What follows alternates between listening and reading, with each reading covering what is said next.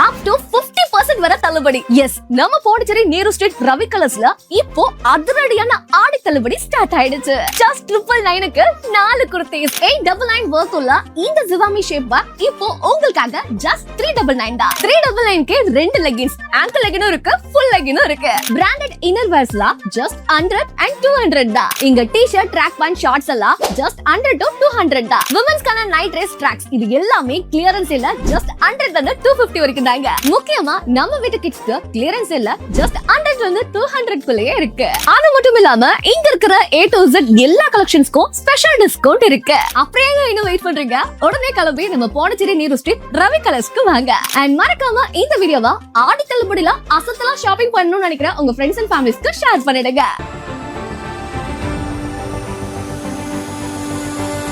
Build a 5-star career with Aditya's Institute of Hotel Management. Step into the world of hospitality. Train at Aditya's. Work across the world. Turn your passion into profession. From classrooms to global careers. Learn, lead, and succeed. Aditya's Institute of Hotel Management. Ariyangapam, Puducherry.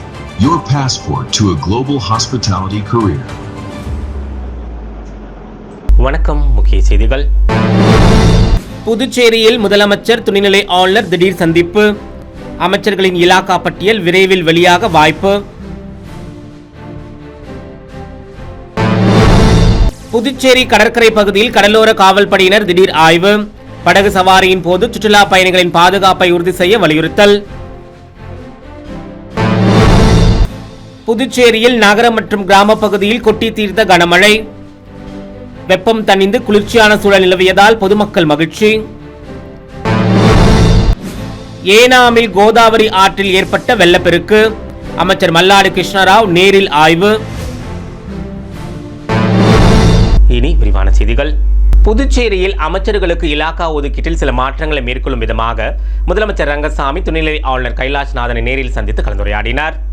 Puducherry முதலமைச்சர் ரங்கசாமி தலைமையில் NR Congress Bharatiya Janata கட்சி கூட்டணி ஆட்சி நடைபெற்று வருகிறது. தேர்தல் முடிவுகள் வெளியாகி கடந்த மே மாதம் 13ஆம் தேதி முதலமைச்சராக ரங்கசாமி பதவியேற்றுக் கொண்டார். அவருடன் அமைச்சர்கள் நமச்சிவாயம், மல்லாடி கிருஷ்ணராவ் ஆகியோர் பதவியேற்றுக் கொண்டனர். நிலையில் கடந்த 20ஆம் தேதி முதலமைச்சர் ரங்கசாமி துணைநிலை ஆளுநர் கைலாஷ்நாதனை சந்தித்து அமைச்சர்கள் இலாகா பட்டியலை வழங்கினார்.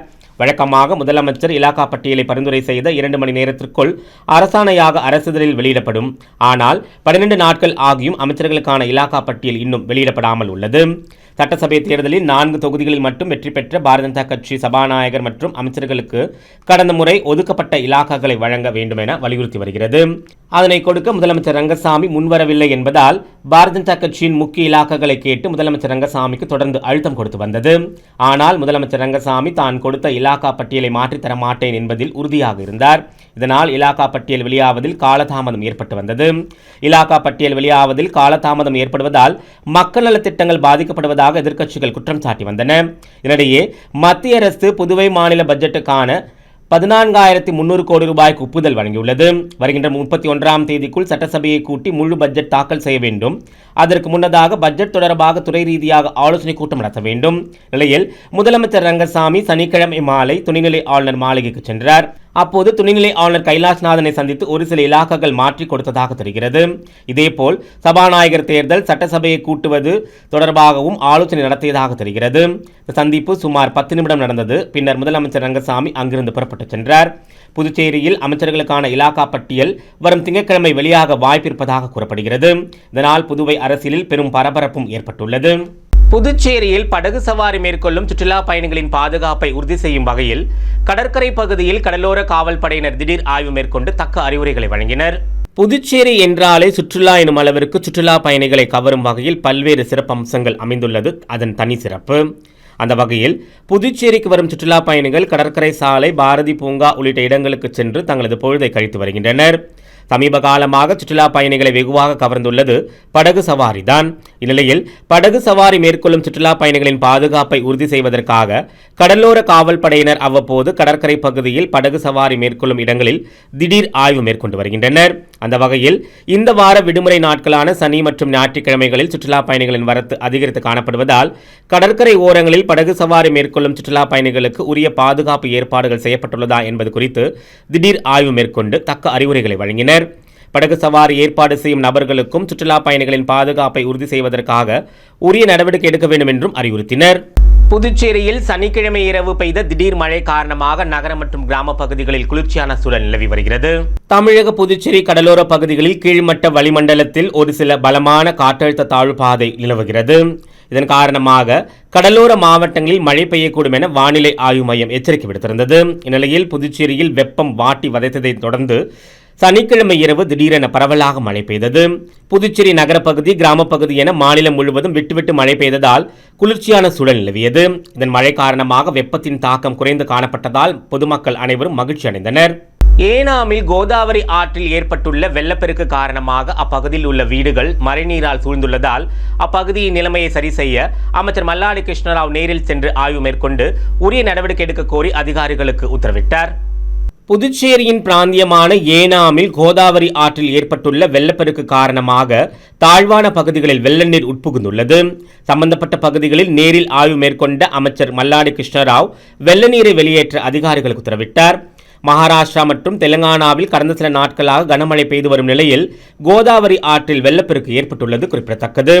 ஆந்திராவின் தவ்லேஸ்வரம் அணையில் இருந்து 10.48 லட்சம் கியூபிக்கல் வெள்ள நீர் திறந்துவிடப்பட்டுள்ளது. இதன் காரணமாக கோதாவரி ஆற்றங்கரையோரம் உள்ள குருகிருஷ்ணாபுரம் பகுதியில் உள்ள 30க்கும் மேற்பட்ட வீடுகளை வெள்ள நீர் சூழ்ந்துள்ளது.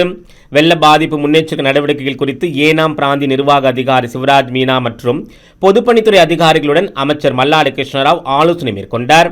மேலும் வெள்ளத்தால் பாதிக்கப்பட்ட பகுதிகளை நேரில் ஆய்வு செய்து வீடுகளை சூழ்ந்துள்ள மழைநீரை மோட்டார் பம்ப் மூலம் வெளியேற்றவும் அதிகாரிகளுக்கு உத்தரவிட்டார்.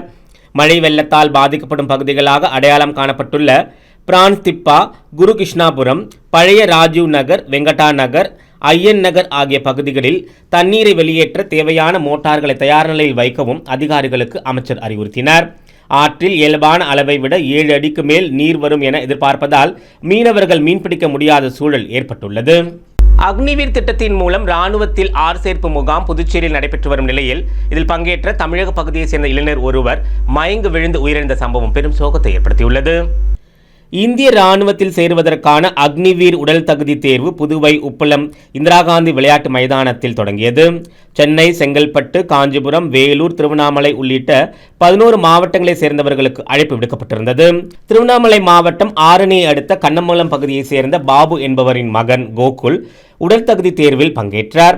புதுச்சேரியில் நடந்த ராணுவ வீரர்களுக்கான உடல் தகுதி தேர்வில் பங்கேற்ற போது 1.6 கிலோமீட்டர் ஓட்டப்பந்தயத்தில் பங்கேற்று திடீரென மயங்கி விழுந்தார். உடனே அங்கிருந்த ராணுவ வீரர்கள், காவல்துறையினர் அவரை மீட்டு மருத்துவ குழுவினரிடம் கொண்டு சென்றனர். அங்கு முதலுதவி சிகிச்சை அளிக்கப்பட்டு மேல் சிகிச்சைக்காக புதுச்சேரி அரசு மருத்துவமனைக்கு அவரை அனுப்பி வைத்தனர். அங்கு சிகிச்சை பெற்று வந்த நிலையில் சனிக்கிழமை மாலை 6 மணி அளவில் உயிரிழந்தார். இதுகுறித்து ஒதியஞ்சாலை காவல்துறையினர் விசாரணை நடத்தினர். மேலும் கோகுல் குடும்பத்தினருக்கும் காவல்துறையினருக்கும் தகவல் தெரிவித்தனர். உடனடியாக புதுவைக்கு விரைந்து வந்த பெற்றோர் அரசு மருத்துவமனையில் வைக்கப்பட்டிருந்த கோகுலின் உடலை பார்த்து கதறி அழுதனர். இதற்கிடையே கோகுல் இறப்பில் சந்தேகம் இருப்பதாக அவரது பெற்றோர்கள் தெரிவித்ததால் காவல்துறையினர் விசாரித்து வருகின்றனர். காரைக்காலை அடுத்த கீழ ஓடுதுறை பகுதியில் உள்ள பழமை வாய்ந்த அந்தோனியர் ஆலயத்தின் ஆண்டு திருவிழாவில் முக்கிய நிகழ்வான திருத்தேர் பவனி சிறப்பாக நடைபெற்றது. புதுச்சேரியின் பிராந்தியமான காரைக்காலை அடுத்த கீழ ஓடுதுறை பகுதியில் அமைந்துள்ள பழமை வாய்ந்த புனித அந்தோனியர் ஆலயத்தின் ஆண்டு திருவிழா கடந்த 31ஆம் தேதி கொடியேற்றத்துடன் துவங்கியது. விழாவின் முக்கிய நிகழ்ச்சியான புனித அந்தோனியர் தேர்பவனி வீதி உலா நிகழ்ச்சி மிகவும் விமர்சையாக நடைபெற்றது. முன்னதாக திருப்பலியினை ஆலய பங்குத்தந்தை பால் ராஜ்குமார் மற்றும் இணை பங்குத்தந்தை சாமிநாதன் ஆகியோர் சிறப்பாக நடத்தி வைத்தனர். சிறப்பு திருப்பலியினை தொடர்ந்து வண்ண மின் விளக்குகளால் அலங்கரிக்கப்பட்ட தேரில் புனித அந்தோனியர் வீதி உலா நிகழ்ச்சி சிறப்பாக நடைபெற்றது. ஆலயத்திலிருந்து புறப்பட்ட தேர் முக்கிய வீதிகள் வழியாக வலம் வந்து மீண்டும் ஆலயத்தை வந்தடைந்தது. புனித அந்தோனியார் தேர்பவனி விழாவில் ஏராளமான கிறிஸ்தவர்கள் கலந்து கொண்டு புனித அந்தோனியரை வழிபட்டு சென்றனர். புதுச்சேரி உழவர்கரை தொகுதிக்குட்பட்ட வயல்வெளி நகர் மேல்நிலை நீர்த்தேக்க தொட்டியில் சுத்தம் செய்யும் பணிகள் மேற்கொள்ள இருப்பதால் வரும் திங்கள் மற்றும் செவ்வாய்க்கிழமை மதியம் 12 மணி முதல் 2 மணி வரை குடிநீர் விநியோகம் தடை செய்யப்படும் என பொதுப்பணித்துறை அறிவித்துள்ளது.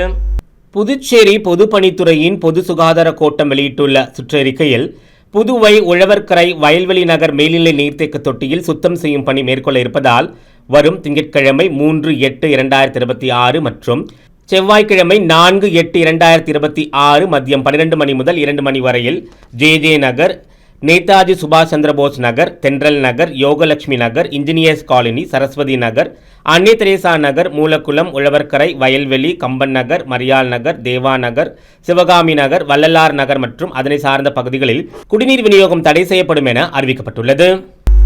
புதுச்சேரி கதிர்காமம் தொகுதிக்குட்பட்ட தட்சிணாமூர்த்தி நகர் பகுதியில் உள்ள ஸ்ரீ புத்துமாரியம்மன் ஆலயத்தில் நடைபெற்ற ஆடி திருவிழாவில் அப்பகுதியைச் சேர்ந்த திரளான பக்தர்கள் கலந்து கொண்டு அம்மனை வழிபட்டு சென்றனர். ஆடி மாதம் என்றாலே அம்மன் மாதம் எனும் அளவிற்கு அனைத்து அம்மன் கோவில்களிலும் திருவிழாக்கள் நடைபெறுவது வழக்கம். அந்த வகையில் புதுச்சேரி கதிர்காமம் தொகுதிக்குட்பட்ட தட்சிணாமூர்த்தி நகர் பகுதியில் அமைந்துள்ள ஸ்ரீ புத்துமாரியம்மன் ஆலயத்தில் இந்த ஆண்டிற்கான ஆடி திருவிழா வெகு சிறப்பாக கொண்டாடப்பட்டது. முன்னதாக வெள்ளிக்கிழமை கரகம் புறப்பாடு நடைபெற்றது. தொடர்ந்து அம்மனுக்கு சிறப்பு அபிஷேக ஆராதனைகளும் நடைபெற்றன. தொடர்ந்து திருவிது விழாவும் நடைபெற்றது. இந்நிலையில் சனிக்கிழமை இரவு ஆடி திருவிழாவின் முக்கிய நிகழ்வான ஊஞ்சல் உற்சவம் சிறப்பாக நடைபெற்றது. நிகழ்ச்சியின் போது அம்மனின் உற்சவ சிலை அலங்கரிக்கப்பட்டு ஊஞ்சலில் அமர்த்தி பல்வேறு ராகங்கள் வாசிக்கப்பட்டு சிறப்பு பூஜைகள் நடைபெற்றது. தொடர்ந்து மகா தீபாராதனை காண்பிக்கப்பட்டு பக்தர்கள் அனைவருக்கும் பிரசாதங்களும் வழங்கப்பட்டன. இந்த ஆண்டிற்கான ஆடி திருவிழாவில் அப்பகுதியை சேர்ந்த திரளான பக்தர்கள் கலந்து கொண்டு அம்மனை வழிபட்டு சென்றனர். இதற்கான ஏற்பாடுகளை தட்சிணாமூர்த்தி நகர் ஸ்ரீ புத்துமாரியம்மன் ஆலய நிர்வாகத்தினர் மற்றும் ஊர் பிரமுகர்கள் சிறப்பாக செய்திருந்தனர்.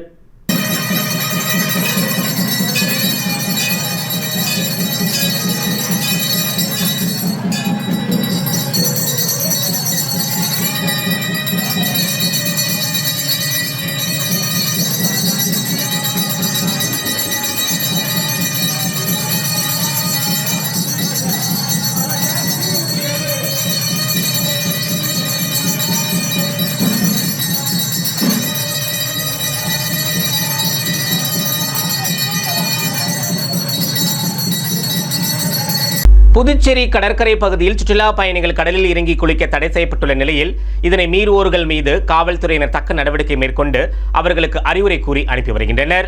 புதுச்சேரிக்கு வரும் சுற்றுலா பயணிகள் அனைவரையும் வெகுவாக கவர்ந்து இழுப்பது கடற்கரைதான். அந்த வகையில் புதுச்சேரிக்கு சுற்றுலா வரும் வெளியூர் சுற்றுலா பயணிகள் அனைவரும் முதலில் செல்வதும் கடற்கரை பகுதிக்கு தான். இந்நிலையில் புதுச்சேரி கடலில் இறங்கி குளிப்பதால் ஏற்படும் விபத்துக்கள் நாளுக்கு நாள் அதிகரிப்பதால் சுற்றுலா பயணிகள் கடலில் இறங்கி குளிக்க காவல்துறையினர் சார்பில் தடை விதிக்கப்பட்டுள்ளது. இது குறித்த எச்சரிக்கை பலகையும் ஆங்காங்கே கடற்கரை சாலையில் வைக்கப்பட்டுள்ளன. இதனை மீறி பல்வேறு சுற்றுலா பயணிகள் கடலில் இறங்கி குளிப்பதும் விளையாடுவதும் என ஆபத்தை உணராமல் விளையாடி வருகின்றனர். இதை தடுக்கும் விதமாக கடற்கரை சாலையில் லைஃப் கார்டுகள் அமைக்கப்பட்டு கண்காணிப்பு பணியில் ஈடுபடுத்தப்பட்டுள்ளனர். இருப்பினும் ஆபத்தை உணராமல் கடலில் இறங்கி குளிக்கும் சுற்றுலா பயணிகளை காவல்துறையினர் அழைத்து எச்சரிக்கை செய்து அனுப்பி வைத்தனர். கடலில் இறங்கி குளிப்பதால் ஏற்படும் விபத்துக்களை தடுக்கும் விதமாக தீவிர கண்காணிப்பு பணிகள் ஆங்காங்கே நடைபெற்று வருவது குறிப்பிடத்தக்கது. போர்டு எத்தனை போர்டு வச்சுக்கிறோம் குளிக்கூடாதுன்னு போர்டை பார்க்கல, அவங்களெலாம் கண்ணு தெரியாதா?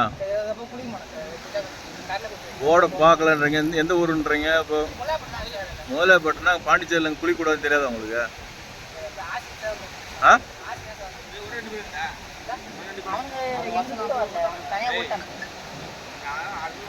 காரைக்காலை அடுத்த பத்தக்குடியில் அமைக்கப்பட்டுள்ள புதிய ரயில் நிலையத்திற்கு செல்ல புதிய பாதை ஏற்படுத்தி தருமாறு அப்பகுதி மக்கள் கோரிக்கை விடுத்துள்ளனர். புதுச்சேரியின் பிராந்தியமான காரைக்கால் பேரளம் ரயில் பாதை 30 ஆண்டுகளுக்கு பிறகு கடந்த மே மாதம் மீண்டும் செயல்பாட்டுக்கு வந்தது. இதனைத் தொடர்ந்து திருநள்ளாறு வழித்தடத்தில் சென்னை, மயிலாடுதுறை, வேளாங்கண்ணிக்கு விரைவு ரயில் மற்றும் பயணிகள் ரயில் இயக்கப்பட்டு வருகிறது. மேலும் காரைக்கால், திருநள்ளாறு, பத்தக்குடி, அம்பகரத்தூர் ரயில் நிலையங்கள் செயல்பட்டு வருகிறது. இதனிடையே திருநள்ளாறு அடுத்த பத்தக்குடியில் புதிதாக அமைக்கப்பட்ட ரயில் நிலையத்தை தினந்தோறும் ஏராளமான ரயில் பயணிகள் பயன்படுத்தி வருகின்றனர். குறிப்பாக அருகே உள்ள பஜன்கோ வேளாண் கல்லூரியையும் பெருந்தலைவர் காமராஜர் காமராஜர் பொறியியல் கல்லூரியில் படிக்கும் மாணவ மாணவிகளும் இந்த ரயில் நிலையத்தை பயன்படுத்தி வருகின்றனர். கடந்த 3 மாதமாக பயணிகள் ரயில் வந்து சென்றாலும் இந்த ரயில் நிலையம் இதுவரை முழுமையாக செயல்பாட்டிற்கு வரவில்லை. புதிதாக ரயில் நிலையம் அமைக்கப்பட்டும் ரயில் நிலைய கட்டிடத்திற்கு பாதை அமைக்காமல் தற்போது வரை இருந்து வருகிறது. ரயில் நிலையத்திற்கு பாதை வசதி ஏற்படுத்தாததால் பயணிகள் மற்றும் பொதுமக்கள் தண்டவாளம் வழியாக செல்லும் அவல நிலையும் ஏற்பட்டுள்ளது. மேலும் வழிபாதைகள் சாலைகள் வெறும் கற்கள் கரடுமுரடாக இருப்பதால் நடந்து வருபவர்களும் இருசக்கர வாகனத்தில் வருபவர்களுக்கும் கடும் சிரமத்தை சந்தித்து வருகின்றனர். பெரும் அசம்பாவிதம் நடக்கும் முன் ரயில் நிலையத்திற்கு முழுமையான பாதை அமைக்க வேண்டும் என்று அப்பகுதி மக்கள் கோரிக்கை விடுத்துள்ளனர். அடுத்து வருவது புதுவையில் இன்றைய தங்கம் மற்றும் வெள்ளி விலை நிலவரம். இன்றைய தங்கம் வெள்ளி விலை விவரம். புதுவையில் இன்றைய தங்கம் வெள்ளி விலை விவரம் வழங்குபவர்கள் முத்து கோல்ட் ஹவுஸ், பாண்டிச்சேரி. தங்கம் 1 கிராம் 13,220 ரூபாய். இன்றைய தங்கம் வெள்ளி விலை விவரம். வெள்ளி 10 கிராம் 2,290 ரூபாய். இத்துடன் ஏஎம்என் செய்திகள் நிறைவடைந்தன. வணக்கம். புதுச்சேரி உங்கள் ஏஎம்என் டிவி செய்திகளை யூடியூபில் உடனுக்குடன் காண ஏஎம்என் டிவி பாண்டிச்சேரி சேனலை சப்ஸ்கிரைப் செய்யுங்கள். பெல் பட்டனை மறக்காமல் கிளிக் செய்யுங்கள்.